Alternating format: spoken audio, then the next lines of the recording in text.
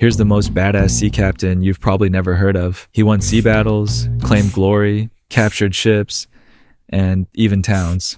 The dude was so cool he's mentioned not in one but two national anthems. His name? Peter Wessel. But for taking zero shit, he earned the nickname Thundershield.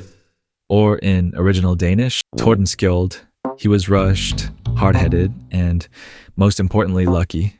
Except for that one time when he was stabbed in the chest in a duel. But we'll get to that part. Let's start with the basics. Norway, a country in Northern Europe, also known as... Back in the 17th century, Norway didn't have any of that. It was actually Denmark. What they did have was water, salmon, and a never-ending beef with the Swedes. This is where our Danish boy Peter steps in. Born in Trondheim into a family of 14, or 18 children, whatever. And as a kid, he was an absolute pain in the ass. He hated rules, caused chaos, and dreamed of punching bullies in the face. So when his dad found out Peter ran away to join the Naval Academy, his reaction was simple. Too bad his application was declined. So our soon-to-be Thundershield faced his first obstacle: bureaucracy. Not one to mope around. He did what any self-respecting coxman would do. Got smashed with his buds. After a night of heavy drinking, his friends pulled some strings and got him a spot on a ship sailing to the West Indies. And just like that, he was aboard his first ship. Learning the solution to his first obstacle: true friendship.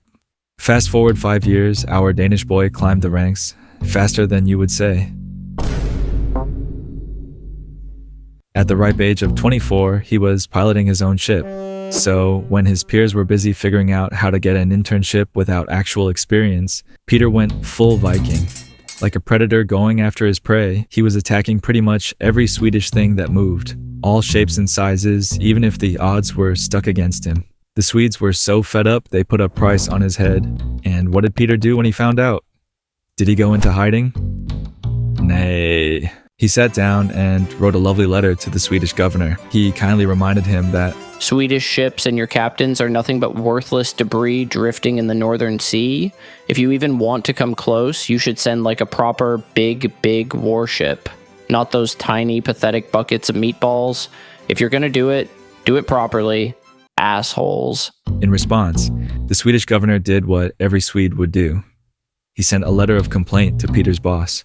To accommodate such a huge package, Pete got a larger ship, an 18-gun frigate. Now, using cutting-edge camouflage technology, a Dutch flag, he was hunting for Swedish ass.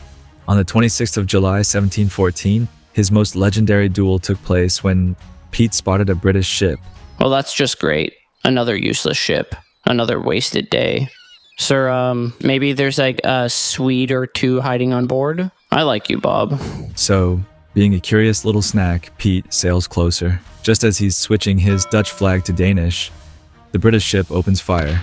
Apparently, the Swedes were also no strangers to this camouflage technique, and this ship was twice as large. Cannons roared back and forth, bullets zipped through the air, but the fight seemed like a stalemate. The British captain suddenly starts feeling a bit seasick and nauseous and turns tail. So yeah, dude, I kind of forgot. The oven might be on. I think I gotta go. Yeah, right. Our boy chases down the Swedish ship to continue the fight. They take a brief pause overnight, gotta get some beauty sleep, but happily resume the next morning. After 14 hours of non-stop cannon fire, both ships are barely holding together. And Pete, to his great sadness, realizes he's running out of ammo. He signals a timeout and sends an envoy to the Swedish ship. First, he thanks the captain for the delightful duel. Obviously. Then he casually mentions that he's fresh out of ammo and asks if he could borrow some ammo. You know, so they can keep blowing each other to shits. That is asking the ship that he was trying to sink for more ammunition to actually be able to sink it. Yeah, well, the British captain declined the generous offer.